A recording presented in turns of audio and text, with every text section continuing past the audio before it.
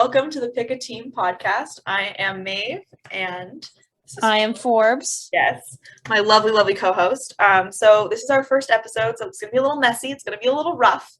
I am super technologically inept, so and my webcam is bad. So that's that's what we're going to be working with. And so, like, the premise of this podcast is we're both people with multi-team alliances. I would say I have a professional alliance to the Avs. I live in Denver, and I write about the Avalanche for my paper. So I watch a lot of Avalanche hockey, write a lot about the Avalanche, have a lot of takes about the Avalanche because they're most of what I consume. But I am a Leafs fan, so also have a lot of takes about the Leafs. Watch a lot of Leafs games. You know what it is. Forbes, you want to share? A normal amount of Leafs games. A normal amount of love for the Leafs.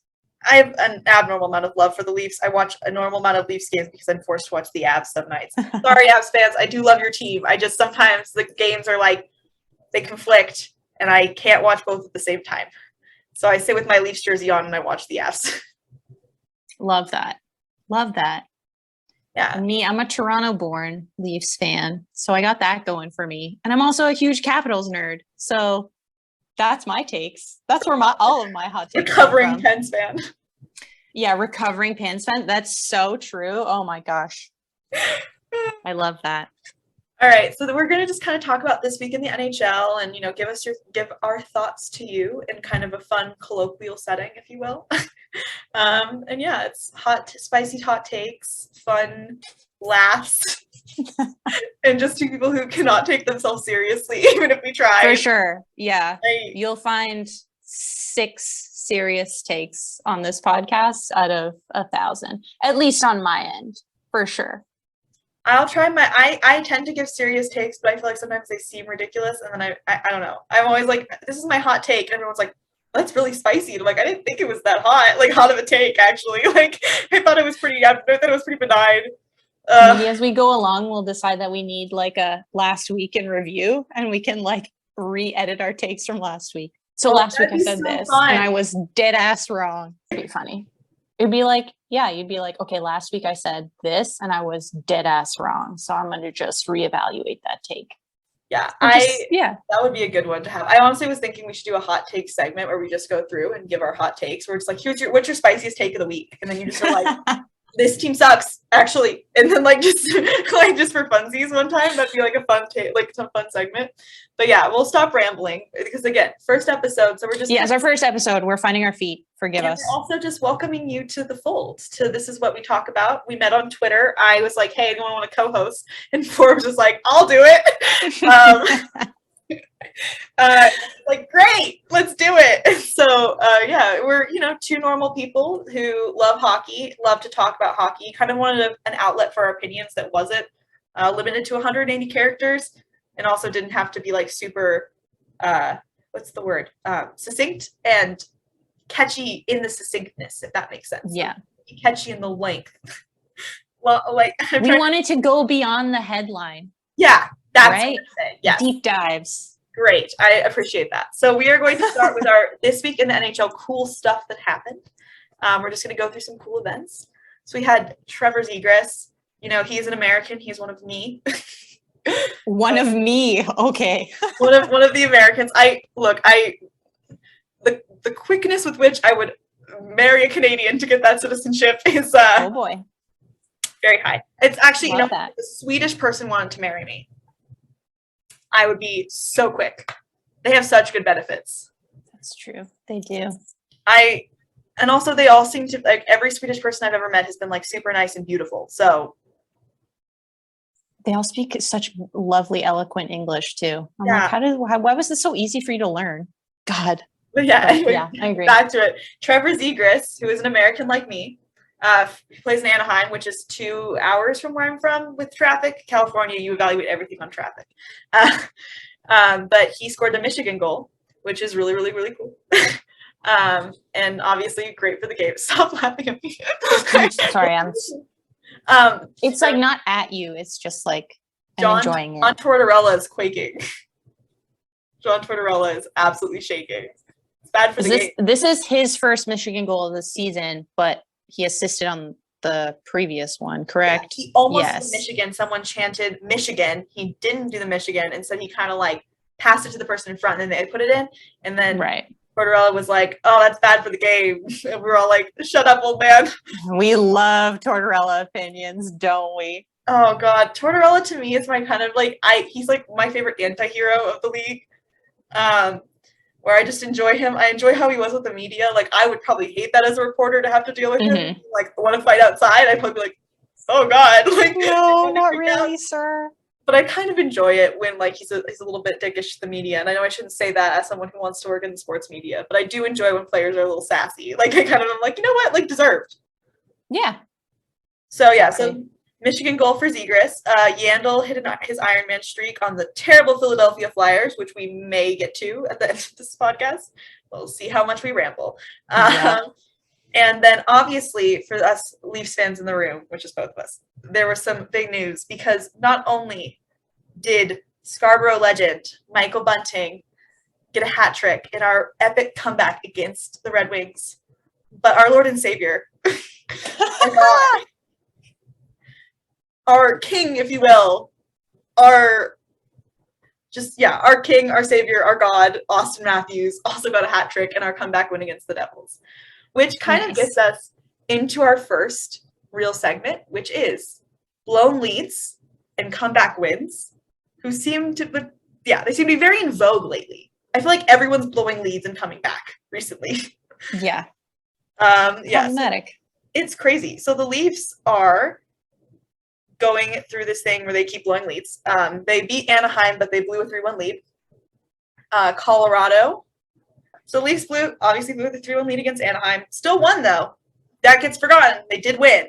And I think that's kind of important. We had an epic, sassy Jack Campbell moment, which Jack is so nice that when he's sassy, it is kind of superb. And it was such polite sassiness, too, right? Like, it was sassiness and like, I will not fuck you up.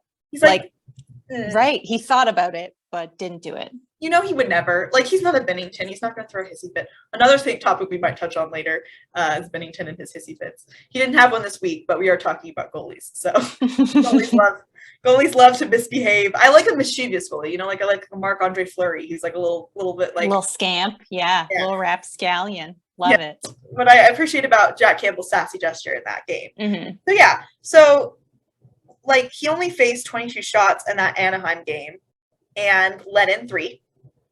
Which is rough. The Leafs defense hasn't been good.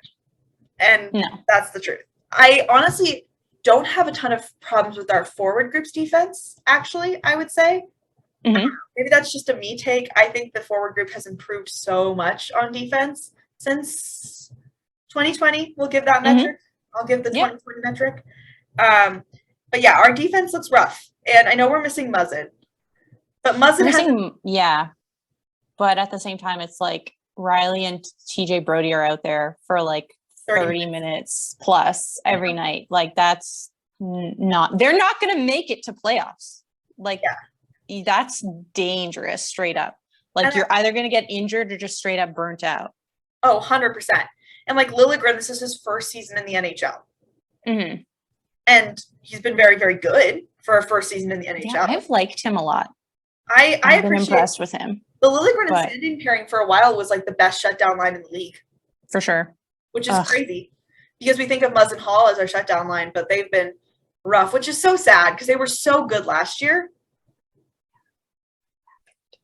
I don't know what happened, but yeah, Justin Hall just like off the rails. The rails. I know, and I feel bad because he's such a good guy. It seems like the room loves him, and I would just hate to see him go because, you know, everyone seems to appreciate him. He kind of seems like Jack Campbell light.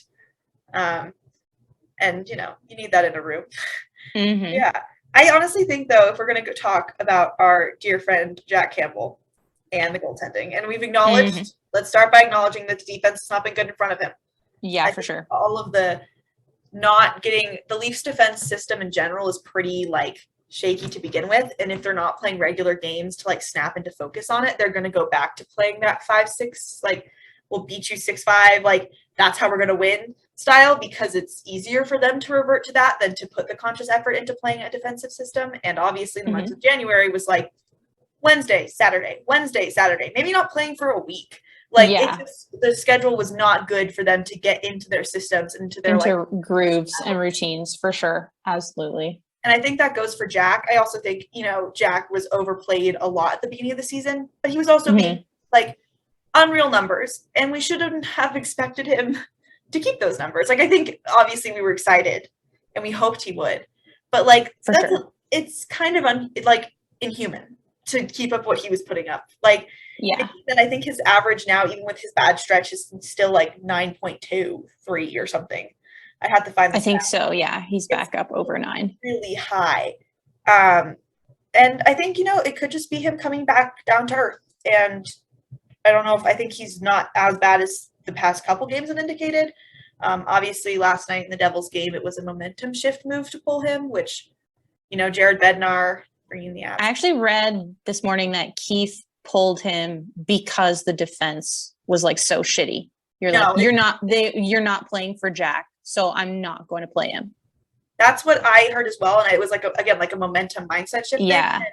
And, famously, I was in the building when the Leafs blew a lead to the Colorado Avalanche. It was kind of devastating. But famously, Darcy Kemper was pulled after the first period in that game after 3. And afterwards, Jared Bednar said, it wasn't that we lacked faith in Darcy Kemper. It's that I wanted to shake up the room and be look, I'm pulling the goalie. You guys are playing so bad that I'm pulling the goalie. That should adjust your mindset. And they came back. So did the Leafs. So, maybe pulling a goalie and adjusting that mindset of oh shit, we got Jack pulled. I think we freaked out. No, I'm interested. Something that I've noticed about the last 3 games too, Leafs specifically, is that so in Anaheim, we gave up the first goal. That was kind of fluky, right? Off Spezza's skate or whatever it was. But that was in the first period. The last 2 games, we've given up a goal within the opening 2 minutes on 2 different goaltenders. And so tonight, against second Devils game tonight, February 1st, 2022, let's see if you can actually keep a shutout for the first period. That's what I need to see tonight. Because two opening goals on 2 different goaltenders is maybe a coincidence, but a third is a pattern. And the Leafs usually, this season, have not been that bad about it. We used to kind of talk about that as a big criticism of the Leafs, of they allow the first goal every time, and they bounce back. And they haven't had that problem this year. I legitimately think we've been better, but I think the pause really hurt them. I think it messed up their systems. For sure. And I honestly believe that. I know that might be some people are being oh, you're just a Leafs, I'm looking for an excuse. But I'm honestly, I think the break hurt. I think they couldn't gain momentum. They couldn't get their back. And I mean, even be more specific, even some of them, there's no way that Tavares was playing peak when he came back. He was still shaking off weird COVID vibes for the first 6 games, or not 6 games, but 4 games in January. It was where's the captain at? Well, what he doing? Mitch wasn't in a lot of those games to begin with. Yeah. And Mitch is a very underrated player. Will we get to the bottom of his mystery injury? That is a great question for the remainder of the season. Mitch? His COVID? No, he was on COVID protocol. No, the Muzzin thing. Oh yeah, that wasn't the injury though. That was he had got put on COVID, because he wasn't in the Leafs lineup when I don't think it was him and somebody else. Kasha? No, Engvall. He and Engvall weren't in the lineup when they came to Toronto, when they came to Colorado. That's right. Yeah. Part of it was COVID, but then there was upper body shoulder injury. What are you doing in practice? Yeah. But I'm curious that there was no here's what happened, open transparency. I mean, I get if Mitch wants to keep it private. I do believe that. Yeah, I guess it's fair. Some control of privacy over what we shouldn't be such assholes about the things that we want to know about. That's right. That's me being selfish and greedy. My apologies. Yeah, I know. It's just you want to know what's happening with your favorite players, with your team, and you just kind of got to go okay, these are people. They're having their injuries. They got to deal with it. I know. But yeah, it's the blown lead problem. Leafs fans, we love to freak out about it. Very valid that we freak out about it. I think we are the one fan base who's really warranted in freaking out about it. But you know what fan base I've seen worrying about it lately, which I think is hilariously ironic? The Bruins. And I want to say I think we are 3rd in the league in blown leads after the Leafs. So it goes Canadians, which Yeah, first team is according to it's like StatMuse is what I found it on, and so the Canadians have the most blown leads this season. Then the Leafs, no surprise, and then the Bruins, and then the Rangers. It's amazing, but you only hear about one of those teams blowing leads. Well, it's because we have a history of it, so it just like the fan base every time it happens is like re-traumatized. If I'm going to make light of that term, please do not come for me, therapy Twitter. I know that that's not what re-traumatizing is. Don't come for me. But Boston Bruins are third in blown leads, which I just think is deliciously ironic. Like, that is really funny, actually. And so I was looking up, talking about that. I was looking up for my Avalanche piece that I was writing this month about the McKinnon injury, so the Hall hit on McKinnon. And I looked up like Taylor Hall or something to that effect, and a bunch of Bruins articles came up, and one of them was like, what do we do about all these blown leads? What do we do about, we keep blowing leads? What do we do? And I was like, Bruins fans, are we okay? Yeah. How y'all doing? You're new to this. Let me see. They had Avs fans had a moment earlier this season where they're like, no lead feels safe. And I was like, welcome. That's so good. I know. So sharing the love. Yeah, they blew a 3-1 lead to the Avs, which of all the teams to blow a lead to, like the Avs make the most sense to blow a lead to because they are so good on offense, and they've also had unreal PDO lately. So the puck goes in the net, and they rally. Like they're a team that like genuinely plays for each other, and they don't really deflate, which I think is really important. And I think that's the one thing that you learn from a comeback win is resilience. Certainly. So yeah, but the Bruins fans, they also apparently there was a fight, like someone was fighting McAvoy, and none of the other Bruins jumped in, and Bruins fans were pissed. Which, like, I get it. Like the identity of the Bruins is you all fight they'll fight. Oh, for sure. So I get like why you'd be pissed about that, but I think the blown leads thing is so interesting that you have all these teams that are dealing with it, and we talk about it a lot with the Leafs. We don't talk about it a lot with other fan bases, but within that fan base is talking about it. So, and I think what's also interesting is, as an Avs reporter, how little people focus on the fact that the Avs are routinely having to come back in a lot of their games. And it's not like that big of a concern. I started writing an article on it where I was writing about the difference between what's more sustainable, blowing leads and still winning, or having dramatic comebacks and winning. And obviously, everyone would prefer if their team had dramatic comeback wins because you can't really celebrate a blown lead win. Like even if you win a blow lead, you're like that St. Louis game. You had that emotional crash in the middle, so it's not as smooth. Yeah, for sure. And the blown lead, it's like you end on a high note because all of a sudden you won, and we're bad win, and like so you kind of go into that vibe. But the Avalanche blew a lead against Anaheim, or not, didn't blow a lead, came back against Anaheim. I'm going to pull up their schedule because I have I have it. They've won 6 games where they had dramatic comebacks. So let me go here. In January? January. So 6 out of their 15 wins. And their one loss, they also had to come back. They came back, were in the lead. And then the other team scored on like in the last few minutes to force overtime, and they lost in overtime. Right. So they had to come back against Anaheim. They came back against Chicago. Winnipeg, they smoked. Which, what's up with those Jets? Thought they were supposed to be in like the playoffs in the Central, but they came back against Toronto. Came back against Seattle. They beat Arizona fair and square. Minnesota, they went up, fell behind, had to come back again. They beat Anaheim, beat LA. I'm just going through this. Had to come back against Boston. So that is 6. And then in Nashville again, like I said, they were behind, came back, got the lead, lost the lead, had a tie, and then lost in overtime. So the Avs have a 15-0-1, but 6 of those 15 and that one overtime both came from dramatic comebacks. And Jared Bednar had to take way of like, it's we're a resilient team, we find ways to win, which is of course true. I do think that being scored on first that frequently and getting behind really quickly that frequently is an issue. And I find that with other teams. Like the Leafs right now have had 2 great comeback wins. And of course, like Austin Matthews hat trick, Michael Bunting hat trick, when Hockey Night in Hat trick. I know I texted you when you saw that, and I was like, your son! My best friend, Michael Bunting. Oh my God. I was so proud. I honestly, I was like proud on your behalf. Like I almost commented on one of your posts and I was like, how are we feeling? Like, I had that as a private moment. I was like, how are you doing? Like, is this great? Because Austin Matthews got a hat trick last night and I was like, well, when that happens, the whole world celebrates. Yes, the whole world. Because, as you know, Toronto is the center of the universe. And, it's true. That's why no one knows that the Habs and the Bruins are also at the top of the list of blowing leads. It's because we only talk about one. Well, I have so much beef with that. And I honestly think there's been a lot of calling out of that this year. And I think it's really helped me get perspective.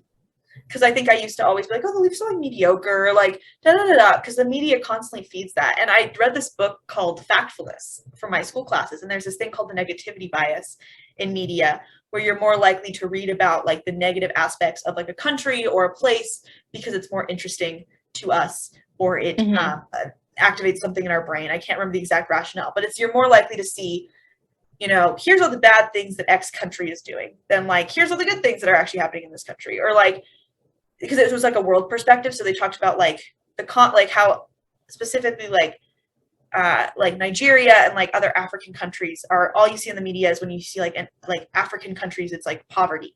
Where it's in like Nigeria, like Lagos has like a great film industry and like is pretty well off. And like Egypt is a part of Africa, but we don't think of it like that because like, when we think Africa, it's this poverty, like we show them the like poverty and the yuck because we want to feel superior. And also because we have this negativity bias. So unrelated, but I did write about it with the Leafs. I wrote like a paper about like how we see that in media. And I kind of was like, I'm going to do it in sports media. So I wrote about it. And it was like when Austin Matthews had just come back from his wrist injury and he hadn't scored 5-on-5 or something like that. And then and it was like, Austin Matthews just, isn't the same. Like, will he ever score 5-on-5? He's never going to score ever again. Like, what's wrong? Is he concerned? Are you concerned, Austin, with like your lack of 5-on-5? And then he gave some like cheeky ass answer, like, go ask your mom. He would. He's the best. I think he kind of gave like a very like, like it's not fun not being able to score or whatever 5-on-5, but it is what it is. Like he gave some. His post games are the best. Oh my gosh, I know. My favorite one is when he told Steve Simmons to fuck off. Best one. Oh, Austin. You rascal. Here's another one. Rascals. Oh, rascals. Yeah, so I like that negativity bias really is true with the Leafs, and I think the blown leads comeback thing is kind of an example because Leafs fans, even after these comeback wins, have been like, well, we shouldn't have been down in the first place. It's like, I agree. I don't disagree. I literally wrote a whole article basically like, hey guys, blowing leads isn't actually all that bad because they're pretty easy to fix. But having dramatic comeback wins are super hard to replicate. But I will say, the Leafs have been doing these dramatic comebacks, and as I'm aware, their PDO as of like January 13th was really low. So this is kind of cool because they're doing it without much puck luck, which is like very hard to do when you have a comeback like that. Yeah. And my stance is that there is some debate whether, Well, to your point about resilience, like the last 2 games have been like a little comforting to me, like obviously roller coaster rides or whatever, but like that resilience is like, that's going to be crucial in a playoff run. Like you have to be able to come back. And maybe I've just forgotten. They've all like blended together. And again, COVID break through December and January. Like I can't even remember November anymore. But like, it's good to see that resilience and comeback because I can't recall it from previous games in the seasons. Although I'm sure it's happened. I'm positive it has. Yeah, someone made a point that I kind of loved where they were like, they have won games that are close 2-1. They have won games where they win 7-4. Where they have to come back in the third. And you think about it over the stretch of the season, I think we're so blinded by recency bias, right? We're like, oh, January. Yeah, exactly. Leads, and and they're playing these 5-6 games, and they're just and But we forget that they were playing really good defensive hockey, and like even when they won games like 8-3 versus the Avs, they still kept the Avalanche at 3 points, coming off of being one of the top scoring teams in the NHL, and that's really cool. And I think, honestly, kind of appreciate the resiliency because I don't think they really had to show it much. I think they were getting ahead and they were able to lock it down. And Soup was for the most part, yeah. But what's important to look at now is like their power play is top in the league. Their penalty kills in the top 10. I want to say almost top 5. I want to say like they're 4th. Their penalty. They are 4th. Okay, because I checked this morning to like be sure because I like to check the standings. 83.9%. I'm looking at it right now. Okay.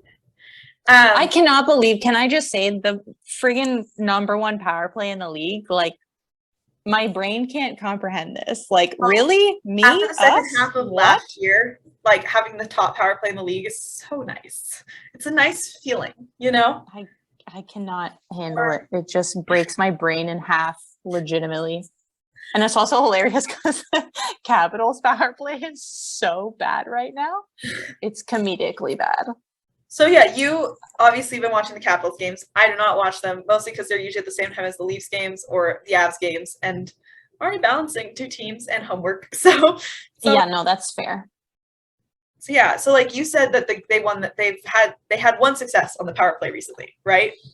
Yeah, we had against the other night, played Dallas on Friday night, and 2 power play goals in one game. Holy God.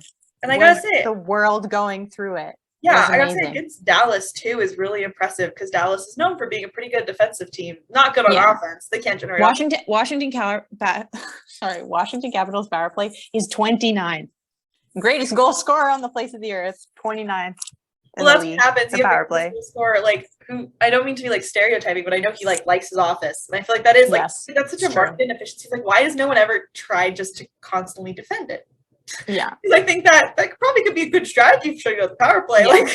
Which is, our beef with like putting too many of the stars on one power play, right? Is if you shut down like Matthews and Marner, for sure. Gonna be a problem. But yeah, so that was like a pretty emotional game too. Braden Holtby's first game against the Capitals too, and like he got pulled at the beginning of the third period. Like, it was a little bit rough, but it was great. It was a great game. It was just ironic. It's definitely one of the best Capitals games of the season. Just happened to be, of course, against like Holtby, a goaltender who like the fan base still really loves and really cherishes.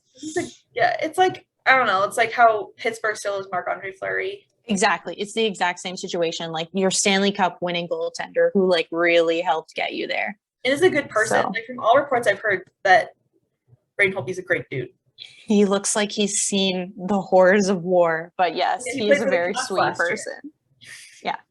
Oh my God, my boy, okay, because I'm from San Diego, right? I'm bringing up my dear hometown boy, Thatcher Demko. Man, it was cool watching earlier this year where the Canucks would get like, or even this last past game against Calgary, they got like 15 shots on goal or whatever that one. It was that one period where there was like 14-1 or like 7-1 shots on goal. And I was like, I can't believe you do this to my boy. Like, you do this to him. Like, I was so outraged. Because that's the thing. We have, there's certain goalies, like Soup, I'm that way too with, honestly. I'm like, Leafs, how dare you? Like, this is the world's nicest man, and you hung him out to dry. Like, goalies. He was so upset on the bench yesterday. Broke my heart. Give him a hug. Every time Campbell gets upset or like is down on himself, I'm like, I'll fly to Toronto.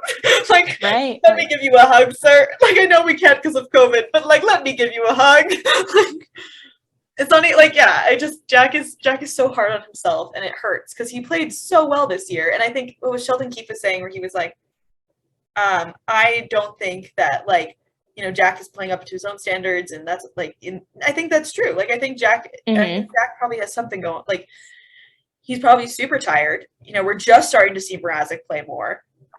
And I don't know.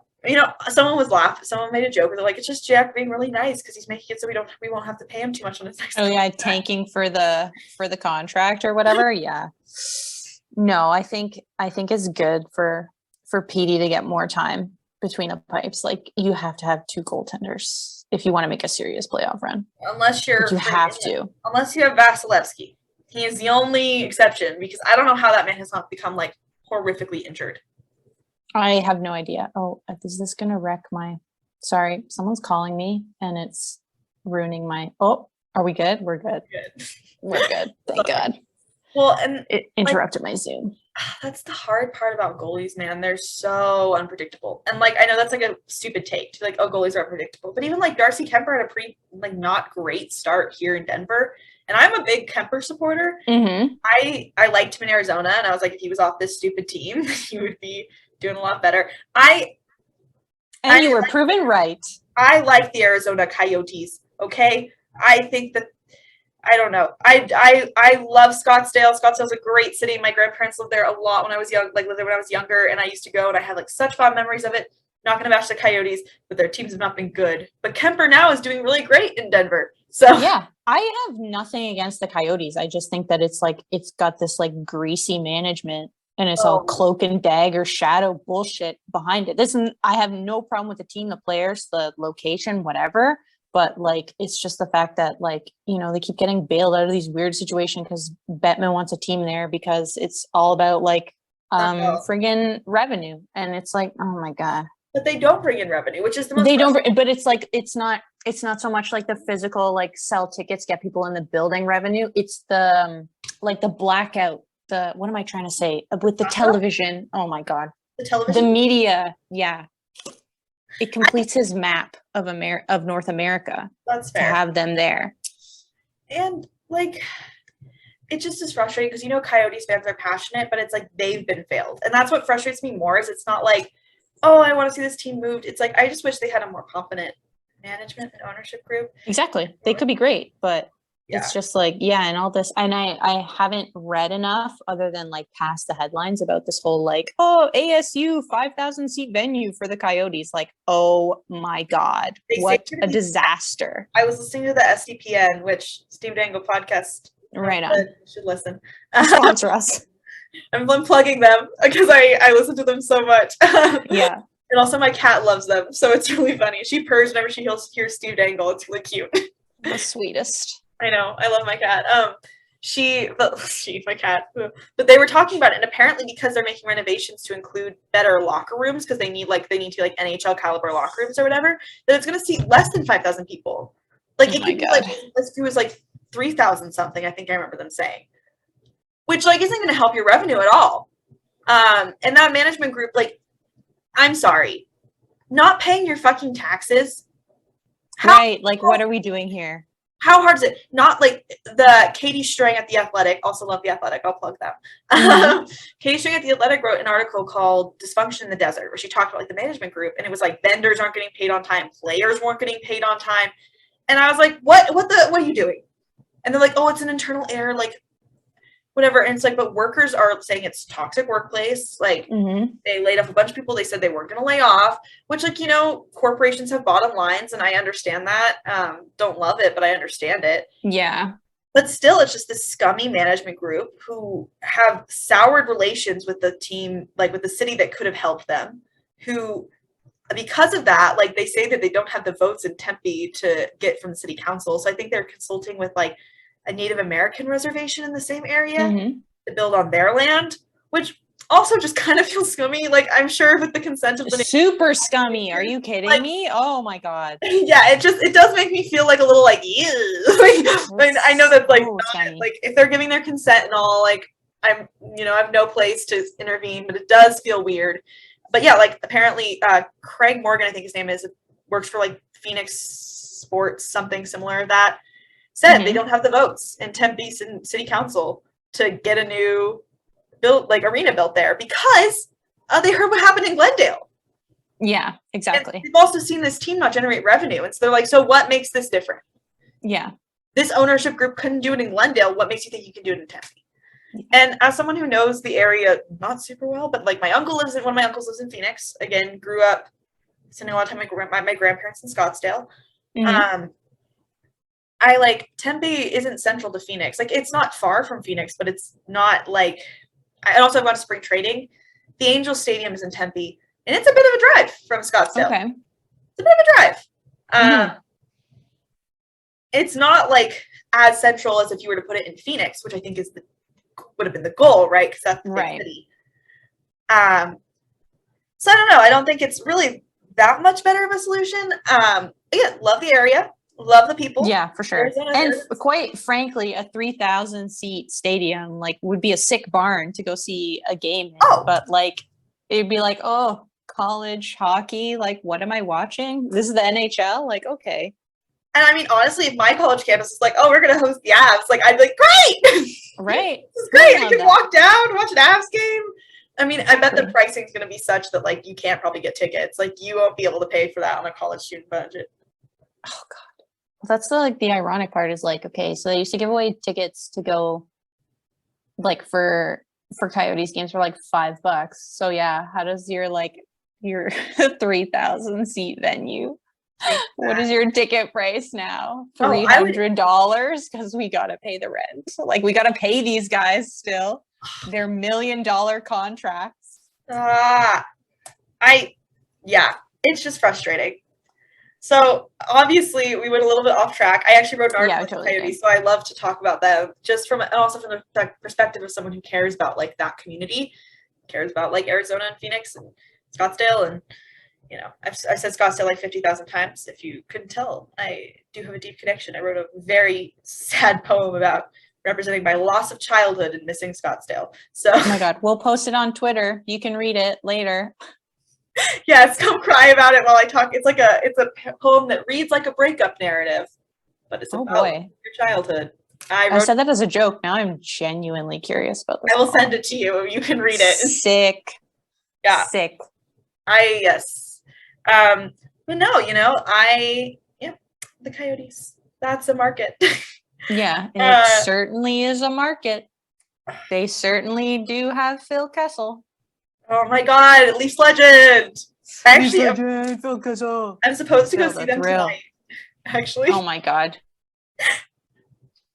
Yes. Oh, you're going again tonight? I got asked on a date to go to an Avs game. Wicked. Oh my God, I'm so jealous of your whole life. Don't say that. My life is really boring. Like walk down to the friggin' Avs game. Like, I can't walk down. It's a week. It's wild. Far. Okay, fine. You can drive down to the Avs game. It's the same thing. Let's get back. We can get back to the goaltending conversation. Yeah.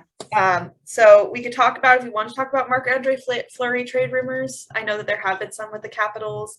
Yeah. Which, as a former Pens fan, would you be happy about that happening? I would be I think that'd be like a really interesting trade because I think the fan base would be like weirdly divided about it. Like, but also I think that a lot of Caps fans would be like, yes, we converted him. This is the greatest day of our lives. But it's just so like Washington doesn't have a starting goaltender right now, which is what makes it so interesting. Yeah. It's like a pretty even split between Vanacek and Samsonov. And I personally like Samsonov a little bit better. I think he's like the stronger of the two. So, yeah, but I think that also nobody wants Vitek Vanacek to get traded.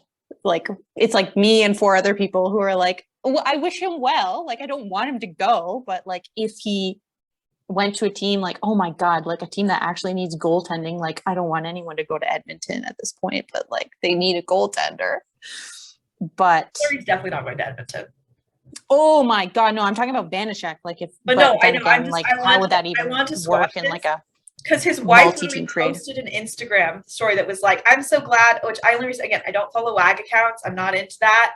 Not really my energy. But someone screenshotted and put us on Twitter where she was like, I'm so glad my kids live in a country right now where they can do their activities and there's no vaccine mandates. And I was like, oh, that queen ain't going back to Canada. Like, I was like, home. Yeah. She ain't coming home. Yeah. Like, he's not coming. Like, I mean, yeah. And even then, Edmonton's not his home. Like, I don't think. Yeah. I don't know. I mean, I could be wrong and Marc-Andre Fleury to Edmonton could announce and they'd be like, oh my God, maybe you're so dumb. And I'd be like, oh, well, I was proven I stand corrected. But I don't think he's going to Edmonton. Yeah, no. I think if he but I do, at the very least, like I do hope he gets traded. Like we need to get that man out of Chicago. Like more than we need to get everyone out of Chicago who isn't, except for Kane and Taves. Let them die. Yeah, who isn't? I didn't even want to say their names. Who isn't number 88 and 19? They can stay. The Go worst ahead. Taves in the league. When I was watching them play, I was because there's Devon Taves right on the Avs. And every time Devon Taves would do something, I'd be like, the best Taves! Yeah. The only Taves! Yeah. Because I don't think Jonathan Taves deserves his C. And I've said that multiple times, and yet I still got into his alma mater, so. Oh, there you go. Right on. That's how you stick it to him. I love that for you. I'm studying sports communication there. So, like, I would be studying sports communication there, so. Perfect. I'm touring. We'll see. But yeah, so goalies are my favorite voodoo, my favorite weirdness. I love them in their lore. Okay, well, speaking of goalies, let's talk about the Dell hit. That's what I was going to say. I know. Yeah. So that's the thing. Sometimes goalies act out and they get spicy. Well, here's the thing, and it's like that fine line of spiciness. Like that hit, ultimately, like, especially the outcome, like this motherfuckers is gonna miss the All-Star game. Like that sucks ass. So like this is a greasy hit for sure. But at the same time, like who wouldn't love to see a goalie fight? Like bring back goalie fights. That Battle of Alberta. That is what I so want. Much more fun before March. So hypocritical of me to say like don't hit people, but definitely book it down to center ice and fight with the other goaltender. But well, I feel like when you fight the other goaltender, if we're going by like old hockey man rules, the goalie is protected from skaters, but goalies are under the same level. Hockey man rules. Yeah. Every now and then the old hockey man in me comes out. It's like they don't know how to win 2-1 games, and I then myself a little bit, and then I come back. Yeah. But like the goalie is under the same amount of protection right by the team, and each goalie is under that same amount of protection. Which is more protection than a skater would get. Yes. And so when they both skate out and fight each other, it's like more fair because they're both under those same don't touch the goalie rules. So they can touch each other, and then it's like, okay, what do we do? Because we can't touch the goalie. But I do think it's unfair I think when a goalie leaves his crease and they get hit, like it sucks, but it's not running the goalie. I don't think that that's the case. I also don't think that a goalie should be allowed to throw a hit like that and not get punished. I think they should serve their penalty. They should serve a penalty for it. They should have to find they should have to put the backup in. Like, yeah, that would be interesting. Well, I feel that way about like Binnington, because Binnington throws his little fucking tantrums. Like, remember, swing at Nazem Kadri's head, and Naz got the penalty. Yeah, that was wild. That makes absolutely no sense. And they have a skater serve the penalty, and it's like, I get why, because the goalie's so important, and I'm not talking about like a poke check tripping someone. And then, like, that's not really tripping. In my opinion, like, it's poke check, trip someone, like, the goalie didn't leave his crease. But I think if the goalie leaves his crease to go start some shit, he should be responsible for that shit. I agree. Jordan Binnington taking a swing at Nazem Kadri's head, Jordan Binnington throwing his little hissy fit tantrums, Aaron Dell throwing a hit on Batherson. I think he threw a hit on Stone too. But those, like, Stone too. Yeah, I don't remember if he threw it. Was it this year or some other year? But I know he threw one on Stone. So it's like I think that goalies should face punishment in the game, like any other skater. Yeah, because otherwise you just like get into a routine of like, I can just throw whatever fucking shoulders I want, and I will never have to do anything, never have to serve any time for it. Like, no. And my team doesn't face any repercussions. Because here's the thing. You pull that hit, you go to the box, or your backup's in, and your team's looking at you like, you dumb fuck. For sure. No, I love that idea of putting like the backup in while a goalie goes to the box. Well, that's amazing. Box. If they throw a hit like that would be like a 5-minute major, maybe. Yeah. Then have him go take the 5 minutes. Like, all that, like, other team goes on the power play and the backup goalie goes in net. Yeah. And shits themselves. Like, oh my God, what am I doing? Because then goalies more entertaining for a backup goalie too, wouldn't it? Be like, maybe I'll go in for a penalty. Yeah, and it's I love that. Like, I think it also makes the goalie more responsible to his team, and especially because goalies are under this level of protection, right? Where, if a goalie throws a hit, they're not going to get that hockey man justice, right? You're not like a player throws a hit, player throws a dirty hit, hockey man justice. Yeah. You're laughing at my hockey man justice. I love that. Like, a player, some player hits Austin Matthews.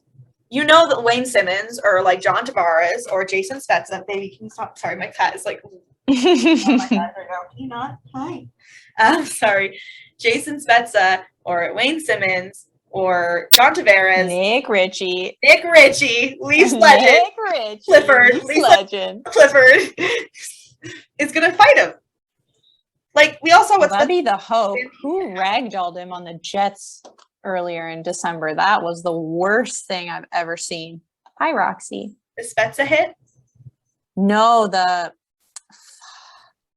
who? Oh, man. No, when like Austin got ragdolled, he just got picked up and in the Winnipeg game. That Winnipeg game. Yeah, where everything. Game. But they were like, against the Leafs.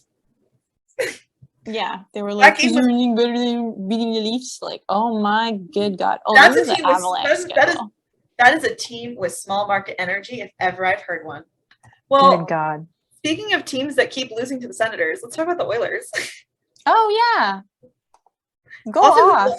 also I who know you love them Oh, I love so them. much. Well, they love blew them a so lead. much. They blew that. They blew. It was a 3-1 or 4-1 lead to the Sens. Yep. And then they had a couple. They won a couple games. They beat Montreal, and I think they beat the Canucks in overtime. Mm-hmm. And then they got lost to the Sens in overtime. Yeah. And okay, here I go. So we also obviously have to talk about Evander Kane getting signed. Here she goes. Yeah. I have no good things to say about that, but we're gonna talk about it. We're gonna have to. Here, I'm gonna get her. Oh, yes, we have to. She can hang out. I don't mind at all. She was walking across the keyboard, and I did not want her perfect. Someone likes don't do that. And cause me problems sometimes when I'm trying to work. Oh my God. She purrs now. She just wants attention. Roxy. Yes. Hi. Don't edit any of this out. I won't. I want all the Roxy. Just the raw footage. I think it needs to be raw. I think you need to. Oh God, yeah. Like, oh, we're figuring it out. Sorry. But so yeah, obviously everyone who knows me knows that I'm a big critic of the Edmonton Oilers. And that's not from a place of dislike. Like, it's not like I'm like, I hate the Oilers, I don't want them to do well. It's more of a place of like, I have been saying. John Mulaney. She's been telling us for years. It's true. I am Cassandra. I am, if you're familiar with Greek myth, the Trojan, the Iliad, Cassandra is cursed with the gift of prophecy, but no one believes her. That's her like. Oh, I did not know that. Yeah, she refuses to sleep with Apollo, and so he's like, "You have prophecy, but no one will ever believe you." So she foretells like the whole like fall of Troy because she's like a Trojan. Mm-hmm. He foresees the whole thing. Is like, "Hey guys, like let's not bring Helen in," and like all this stuff, and no one believes her. And so that's like her curse, and that's me with the Oilers, baby. I'm like, God, I love that. They were like a dash of Greek mythology. This is perfect. I love this podcast. Thank you. Yeah, the hockey gods came down. They're like, she will have the gift of prophecy, but no one will listen. Yeah. And that was me. I used to argue with podcasts. Like everyone was like, "Oh, the Oilers are such a threat," and I was like, "They swept the Senators, but like last year, because like I watched them play those 3 games against the Leafs." Mm-hmm. Those games where the Leafs shut them down, like only Draisaitl got 1 assist, and I think so, yeah. And there was a bunch of memes about like Justin Hall being Connor McDavid's dad, which I thought were hilarious. What? Did you missed all of those? I have them saved on my phone. I'll send them to you. Okay, good. There was like pictures of like Justin Hall and like Connor McDavid, like they like photoshopped like pictures with Connor McDavid with like a fan with their arm around him or whatever, and like they photoshopped Justin Hall's face, and it was like just a son with his dad. Oh my God. But like I watched that and I knew, like I watched that and I was like, they're not good. Mm-hmm. And I don't know what clicked there. But I just remember like listening to podcasts and I'm like, I don't know, those Oilers, like, you know, they're gonna beat the Jets and then they could beat the Leafs. And I was like, because it was like playoff predictions. And I was like, I don't think they're gonna beat the Leafs. I don't think they do it. The Leafs obviously had other issues in the playoffs. We did some different stuff. It was all good though. But I picked the Jets to win that series. I didn't think it was going to be a sweep, but I picked the Jets because I was like, well, they have good goaltending, and if they shut down McDavid and Draisaitl, then they'll win. Mm-hmm. Yes, hello. And I was right. Yes, you were. And then I went into this. Yes, you were. Because let's talk about himself, Evander Kane. Yeah. Had a guy ask me if he should pick him up during fantasy, and I was like, no. I'm like, I don't particularly like him. So yeah. I would say he wanted to give up Mark Stone for him, and I was like, I feel like I'd keep Mark Stone. Mark Stone is more defensive upside, but I also don't know. I don't play fantasy, so I don't know if that helps at all. Mm-hmm. And Maeve only has her limits. So, like, I guess the question is, like, do you want to approach this conversation from, like, an ethical perspective or, like, a statistical perspective? Because, like, I mean, for me, I'm very hung up on the ethics. No, and I am too, because I think statistically it's not a bad decision to bring on a player that's going to add to your scoring. Statistically. Yeah. I'm not agreeing with it. Let me be 110% clear. He was a top scorer on San Jose last year. He is a player who is known to have a good offensive upside, and with a team that needs more offense, it makes sense on paper. If it was just a normal acquisition, if he was any other player, if he was, I don't know, his name is, let's call him Tyler Smith. That's a good hockey name. His name's Tyler John. My God. Tyler Brandon. What? Okay. Yeah. We're just coming up with all these generic hockey names. So his name was Tyler Smith, and he is just a dude. Like, he's a bland Connor McDavid-esque hockey player. Never done anything really problematic. Never said anything problematic.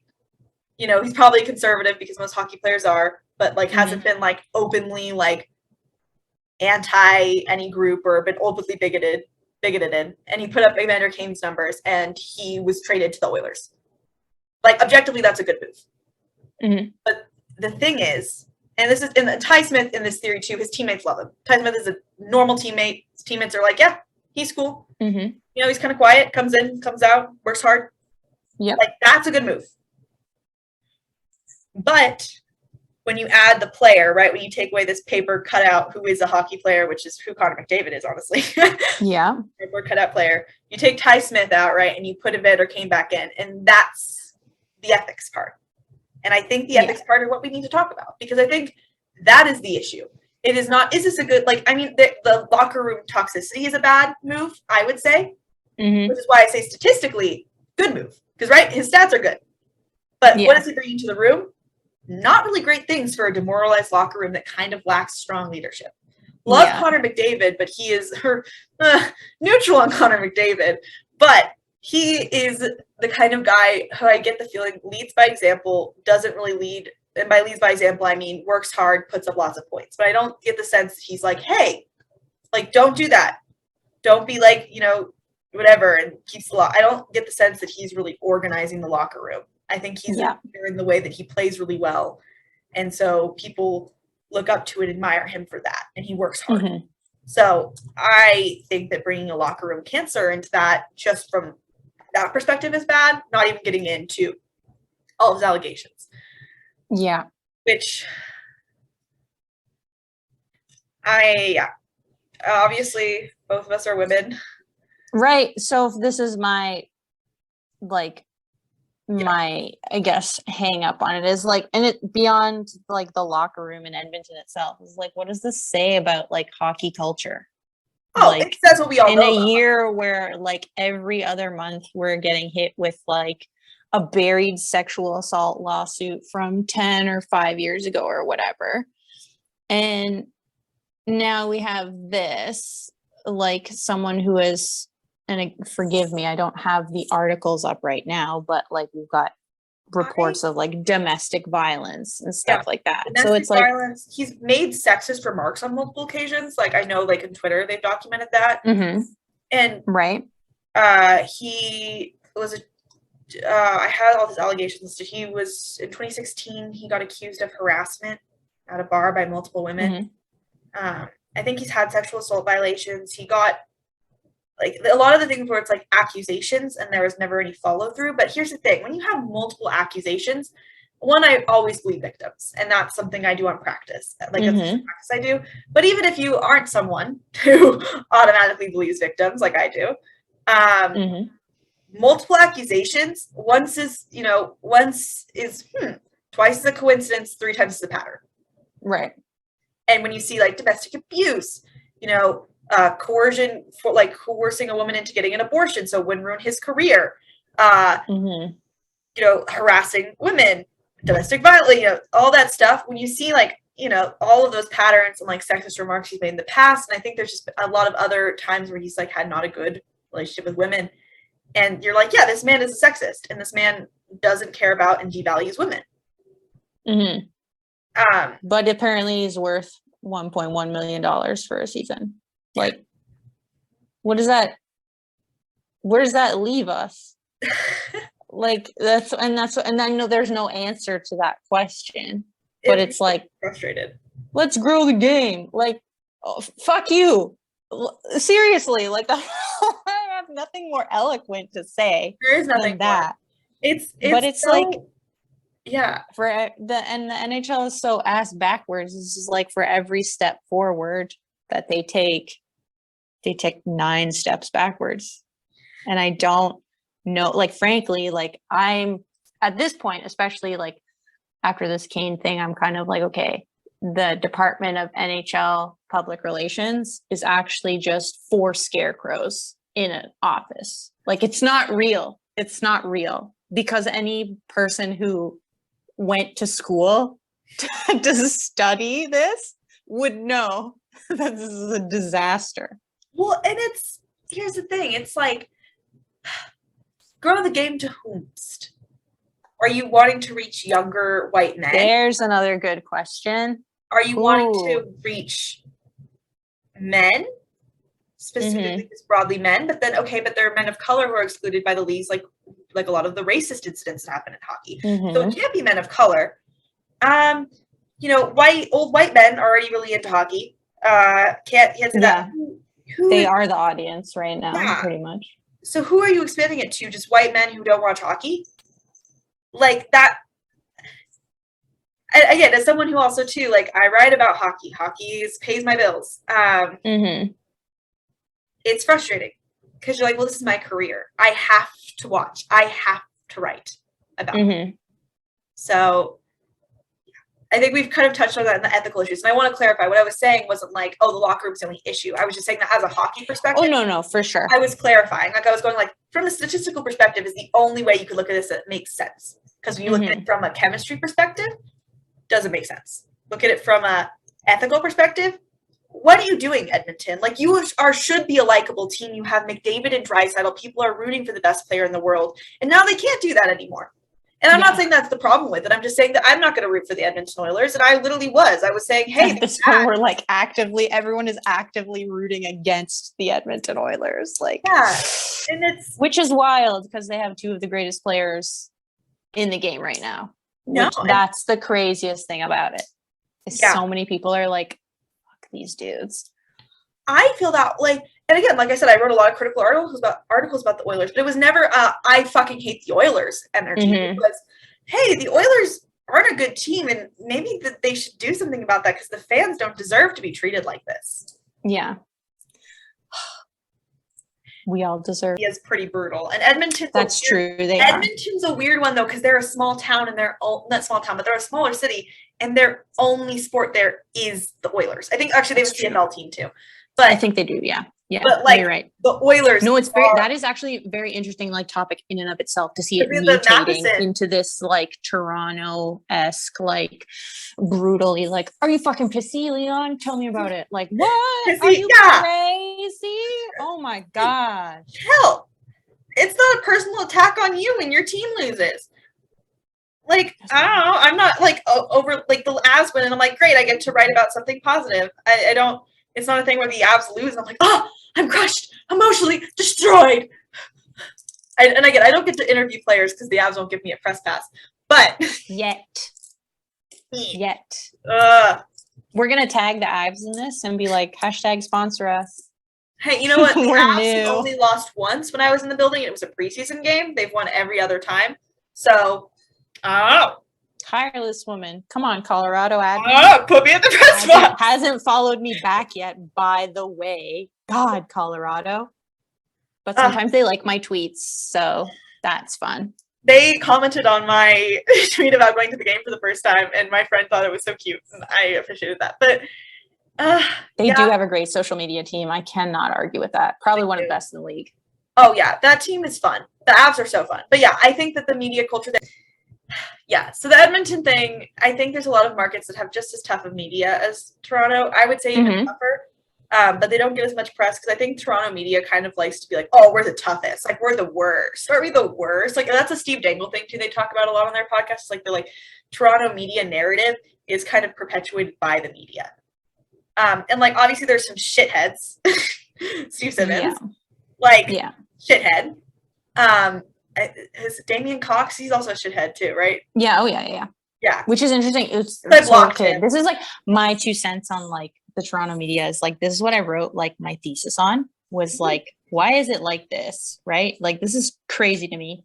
And so it's like, it has to do with the fact that it's like, it's technically the Toronto Star is like a local newspaper, but it is distributed nationally, which is why this narrative is so important. Like the Raptors and the Jays and the Leafs become the national, like they become this like pedestal. They exist up here. And so that's why everybody puts so much into these narratives. So yeah, I totally agree. They're like, they'll be deliberately shitty just to sell newspapers. It's wild. It's so wild. So yeah, also, that's why it's like, again, Edmonton's brutal. I think the media and a lot, like I don't think Denver media is not bad. Would not say. I feel like I'm the most toxic member of the media because I like to find things wrong with things. Whereas everyone's like, Avs are doing great. And I'm like, but what about all the comeback wins? Yeah, but what about all the struggles? No, you're perfect. No, yeah. Your reporting is excellent. Thank you. I'm so happy you like it. I work really hard on my articles. That's why we're doing this, because you're so dedicated. I love it. I love it. I love getting to talk about hockey with you, though, so it's fun. And it's true. Okay, so we talked about the Oilers. Let's see what other fun teams can we talk about? We need to talk about the Flyers. That's what we're wrapping up with. Ooh, that's gonna Flyers. Oh boy. So there's no point to panic. They've so far past panicking. Like, I know. In my panic essay, they're like, "Yes, please panic." I have to tell you though, the Flyers have, and I used to hate them, right? Because as you said, I'm a recovering Penguins fan. So like that was my rivalry. Like even during like peak Sid versus Ovi, I always loved Ovi and I never like had any beef with Washington, but it was Philly. I was like, fuck these guys. And now I'm like, come here, do you need a hug? Like dude, your fans are so dedicated. They just sit there and the Flyers like fans on Twitter. They're the best. I feel so bad for them. Like they are the best. Sometimes they're like, again, like I said, sometimes the Twitter takes can get to me, but like I feel horrible. They're so resigned. They're like, oh yeah, the Flyers just like are bad. Like, oh my god, it's so camp with the Flyers. Like they're trying to find ways to make it okay to them. Yeah, they're so funny. Like the way they've turned their pain into like humor is amazing. Excellent. It's very, honestly, it's very amazing. Very Leafs fan-esque, honestly. I think that like Leafs fans finding humor in our suffering is something we do really well. Right, it definitely is. I think that like the funny thing is like I think with Flyers is just like ever so slightly like more unhinged, and I think that totally has like there's a weird like gritty correlation there that they created this monster and now they've become it, and it's amazing. I wish them all the best. I get, like I said in my panic article, I'm like, you traded away the scapegoat players. Like that's another media market that's brutal. Philly. Yeah, that's true. That's another one. US markets aren't much better. Like I think LA is probably the gentlest US big market. I wonder if that's because like but yeah, so back to East Coast teams, back to the Flyers, right? Right. They trade away their scapegoat teams, their scapegoat players, right? Nolan Patrick. Yep. No more Nolan Patrick. No more Nolan Patrick. Ruined another bromance. The bromances were what made them endearing. Dare I say. Traded away was it Raffle? Michael Raffle? I think so. Yeah. That traded away. Also a part of a bromance. Traded him away. Yeah. They just hate bromances in Philly. I don't know why. It's a city of brotherly love, but they're like, bromance? Not here. Not on my team. No. But no, you traded away Voracek, who was also a scapegoat player, and Gossesbear, who was another scapegoat player. And it's like, maybe your team wasn't bad because of 3 people. And that, I also think, like, I'm not like a Nolan Patrick stan by any means, but I do think that and I think Carter Hart to a degree too. He's had a good season, but I think he and Carter Hart have been failed by the Flyer system. I think they rushed them along. Yeah, I think so too. As I told you on my first day, my spiciest take is that most prospects don't do well because the team fails to develop them. And I feel that especially top prospects, like I feel that way very, very strongly about Nolan Patrick. And it's not that not a Patrick stan, very neutral on him as a person. And just from the narratives around him that I get from being on hockey Twitter, because he is a hockey Twitter favorite. I wonder he is. This is what I mean about those Flyers fans. They love him. And I'm like, they want to protect him so bad. And I'm like, honestly, like I know he wasn't playing well, but I do think it isn't exactly his fault that he didn't turn into the talent that people were expecting him to be. Yeah, for sure. Hold on, I'm just actually pulling up Flyers like stats right now because now I'm He wasn't deeply curious. He wasn't good with the Flyers, but I also think I don't know. And then like the whole narrative came out where they were like, "Oh, we were going to draft Cale Makar." I was like, "No, you fucking weren't." All the draft projections said Heischer or Patrick. It was Heischer or Patrick. Patrick had an injury history. That's why he went second. Yeah. I'm sure the Devils are thinking, "Oh shit, we should have drafted Cale Makar." Oh my god! Everybody wishes they friggin' drafted Cale Makar. Oh my god, he's so good. Say my last point about Philly is that like, despite the fact that they've gone on 2 10-game losing streaks, 10-game plus losing streaks now, 2 of them this season, they are somehow still not last in the league. Well, I don't know how they're doing this, but it's amazing. Well, when you have teams that are intentionally trying to be bad and the Habs. And Philly, like, and I think that's the problem, though, is I think Philly has never been bad enough for them to be, like, they've never, I think someone said this really well, was like, they never properly tanked. They've never been bad, like, bottom of the league. Like, they were, like, bottom 10 in the league last year. Possibly, yeah. But you know what I mean? Like, they've never been so bad where it's like, this is a burn down situation. And I think for sure. Is that maybe it is a burn down situation. Like, maybe you've been hanging on a little too tight to this idea of, like, oh, let's make a couple fixes and we'll be fine. Which is what they did this offseason, right? And they're supposed to get better. I mean, I don't know why we expected them to get better. They brought in, like, Rasmus Ristolainen, and we're like, there! It's done! Our decor is fixed! That's so funny. Oh, my gosh. Yeah, I'm going to do some, like, research and see, like, how much do I actually think, like, they're going to trade Claude Giroux. Oh, my God. That'd be a good top. So next week, guys. We did fun segment. So our fun segment today is red flags. The hockey team love if they were men. Yeah. I have one for Toronto. I thought about this really hard and I think it's great. Go. Hit me with it. Toronto, he's there for you on like all the unimportant shit. Like he brings you coffee in the morning. Like it's great. Like you're like, oh my God, he's so thoughtful. He cares so much. Then it's your birthday. He doesn't show up. Anniversary. Oh my God. Why would he do that to you? You're like, gives you I have an important like voice recital, and he's like, oh, but I already made plans with my friends. Oh, brutal. But like every other but he'll bring you flowers like on random days, and you're like, oh my God, like flowers on a random day. But when it counts, it doesn't show up. He's not there. Oh my God. Oh my God. Was I wrong? No, you're not wrong.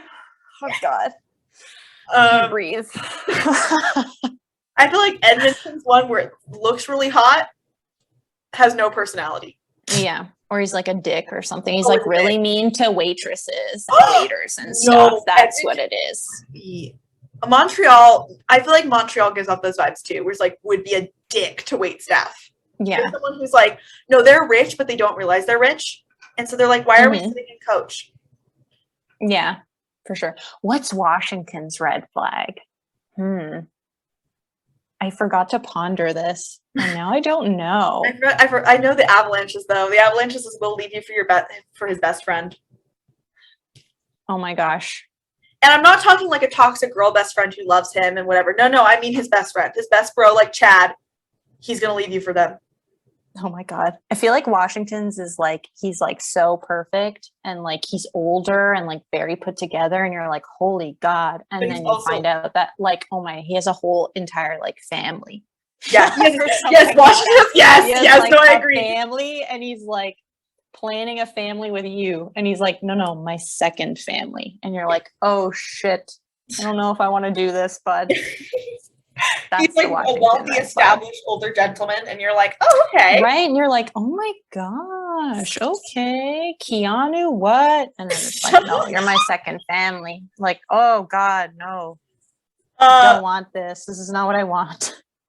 I would say Flyers, they're the thing where they're like, oh, like I'm working on like my underground music right now. Like that's what I want to do is I want to like I actually have like this really cool contemporary music and they're like stoners And like they're like, actually, you know what? I half agree with you on this one, but I feel like Flyers is the boy that doesn't get off the couch. That's what I mean. You really need to go like submit a resume and like get a job, and they're like, no, but I just want to play Minecraft. No, but that's to work on your SoundCloud is like because you have like creative tendencies and want to like pursue a passion. They're like, I'm gonna be a Twitch streamer. Actually, that's why I don't leave the house. Like one day I'm gonna be a Twitch streamer. Just you watch. It's like, okay, have you seen the jokes about the podcast where it's like, what do I bring to the with men with a podcast where it's like, what do I bring to the table? A podcast with 37 listeners. What did you bring?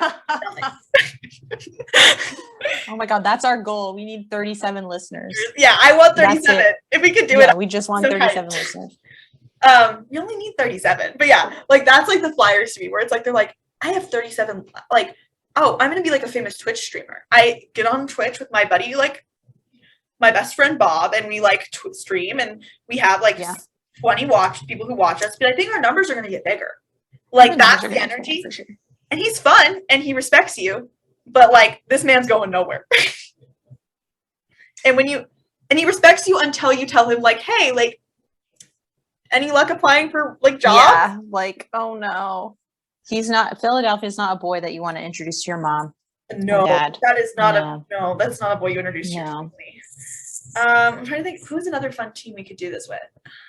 I know who New Jersey is, but it's not a red flag team. But like New Jersey is like your best friend's little brother. And I think I've said this to you before, but like that's the space they occupy in my mind. It's like, you're so cute, but never. Like you don't want to date your best friend's little brother. Yeah, that's actually true. Maybe it is a red flag, but it's like, yeah, it's like a stop sign for you, but not necessarily like a red flag, but oh my gosh. Yeah.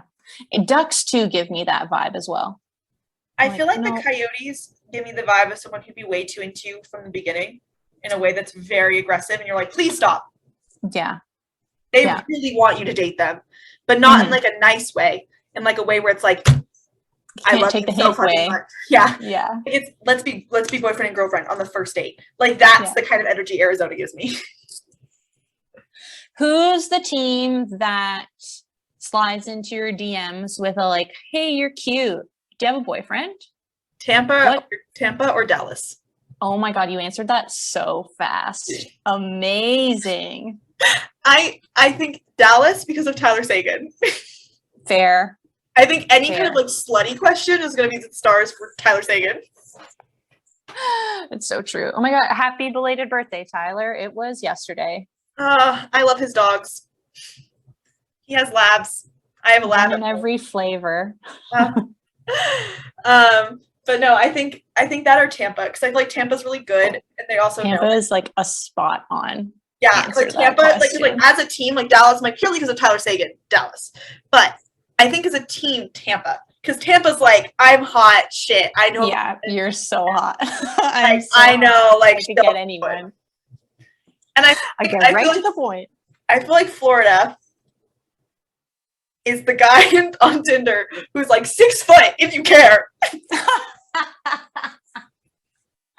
Oh my god, yeah, he is. Oh, 6 foot if you care. Yeah, if you care about that. Yeah. Like, I think that's Florida's weird. Like, they're hot. Like, Florida's hot. Don't get me wrong. But they have a complex, like, 6 foot if you care about that. Like, they know they're hot, but they also are, like, weird and judgy about it. I was thinking, Blackhawks use the word females when referring to women. That's so spot on, too. Holy shit. Females and chicks, and that's all they use. I want to hit my laptop so bad just because it's like set me on edge. Females. No. I heard a guy say that where I was like, I've never met a female who loves sports. I was like, oh, you were doing so well, buddy. Yeah, you were doing all right. But oh boy. Oh, and okay, I have one. I just had one in my head and I forgot it. Oh, Minnesota, I feel like is the guy who's like a little too close to his family. Sweet neighbor boy. Yeah, I can see that. Yeah. It's just like, I call my mom every night and she has to love my girlfriend or else I like can't date her. And it's like, ooh. And the mom's like kind of toxic. Like the mom's like, I don't know. That's just the vibe that the Wild gives me of like. This also sounds like a serial killer movie. Like the beginning part of the plot. What you're describing to me, like, oh my god. But I feel like it's the kind of thing where it's like the family, like whatever family structure they were part of is like, it's kind of like the Mormon family where it's like the family's a little too culty. Like it's like he's from like a fundamentalist Christian family. Mm-hmm. They're like, oh, so like you're having like 18 kids, right? And you're like, no. Like that's like the vibe I get from him. Is his family is weird.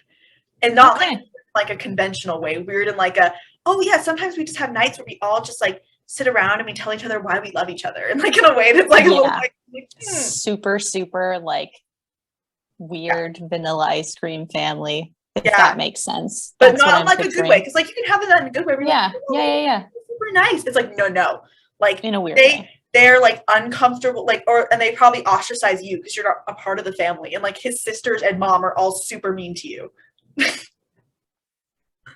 Like that's Minnesota's vibe to me. Sorry, Minnesota. Oh my god, Minnesota. We're so sorry. I apologize. I don't know. Like and subscribe, Minnesota. Vibe, but like something about that tracks to me. Like I feel like that's the team. That's so funny.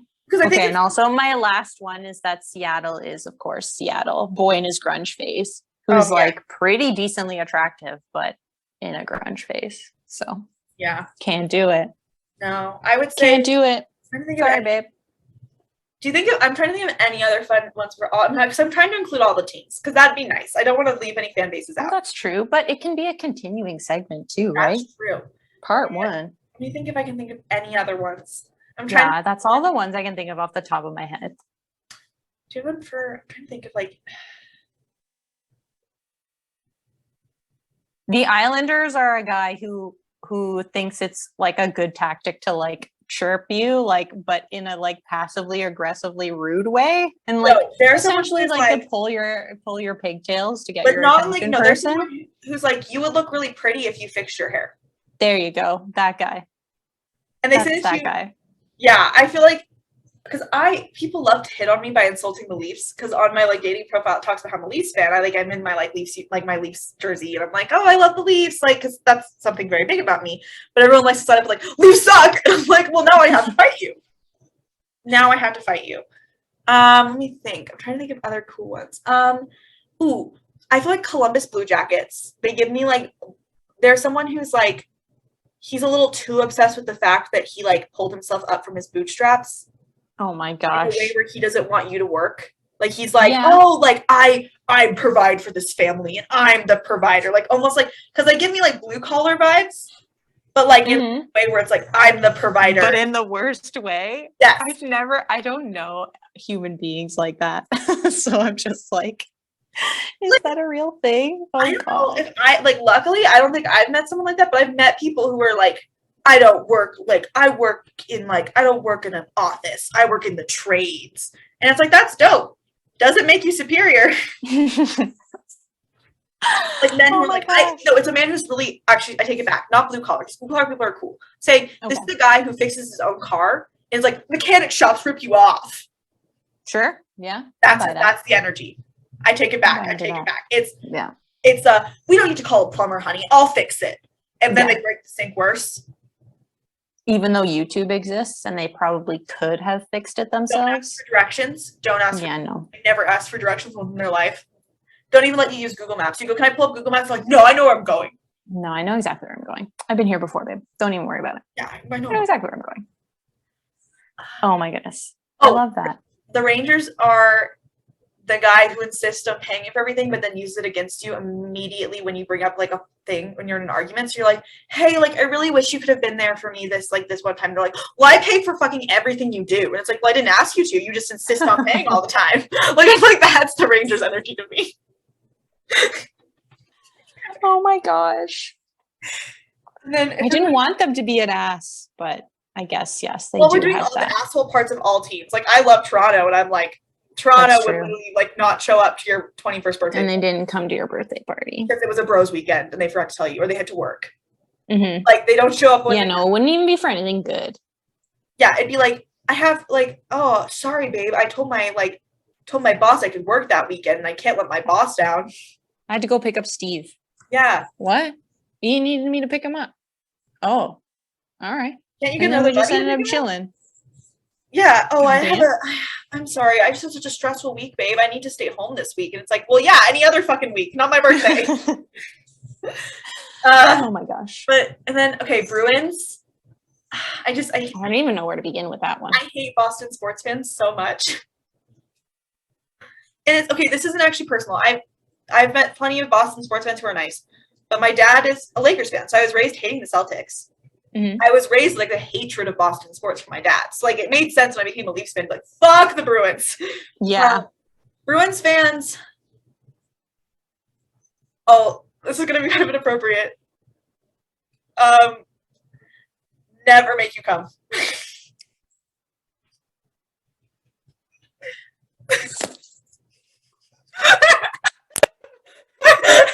Am I wrong? Once again, hit the nail on the head. They never. Oh my God, Maeve. It hurts. It's so accurate. Oh my God. I'll talk. Okay. I'll talk. Yeah. I'll talk. I love that. Okay. That's it. That's the winner right there. that was not appropriate, but yeah. So perfect. So perfect. I got All-Star Weekend this weekend. Yes. Opening ceremonies of the Olympics on Friday. I'm so excited. It's going to be so good. And yeah, so more to follow on that. And then also, of course, we got New Jersey and Toronto tonight.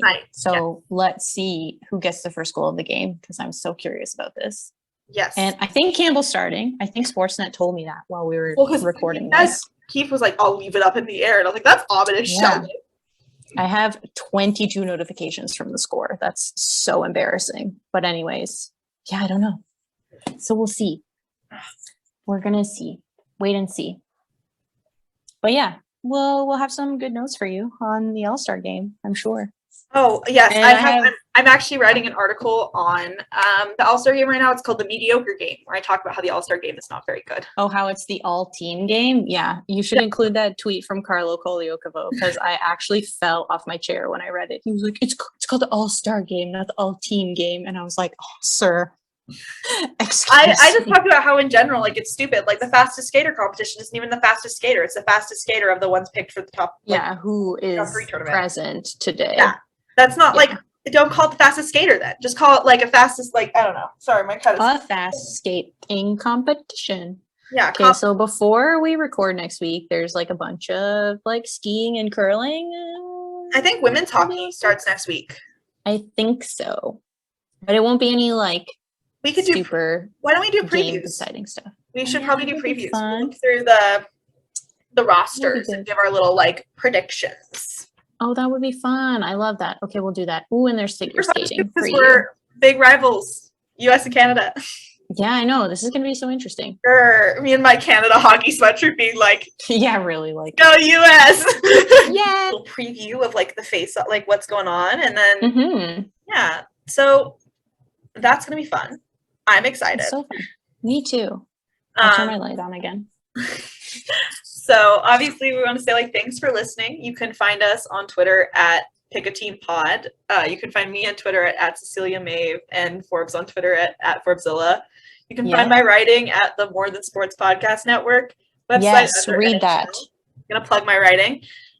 Also, the Regis University Highlander, if you want to read my school's pieces, but I don't always write about hockey for that publication because they got tired of me writing about it because I was the only sports writer, so I just write about hockey all the time. And they're like, can you please, like, all we get from the sports section is you. So, like, maybe mix it up and put some other stuff in there. And I was like, okay. Sounds like a wicked sports section to me, but what do I know?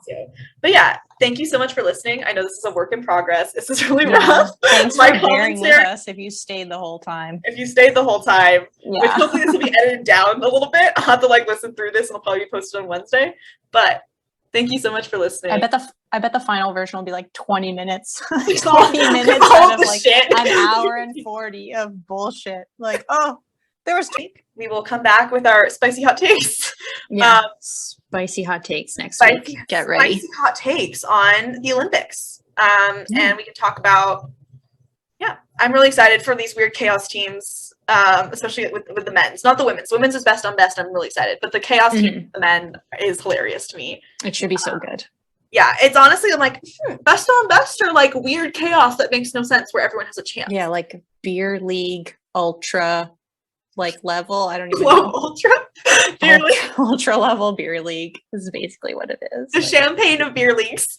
For sure, champagne. Love it. Okay. Well, I will let you go. But yeah, let's say goodbye to the episode for a second. Yeah.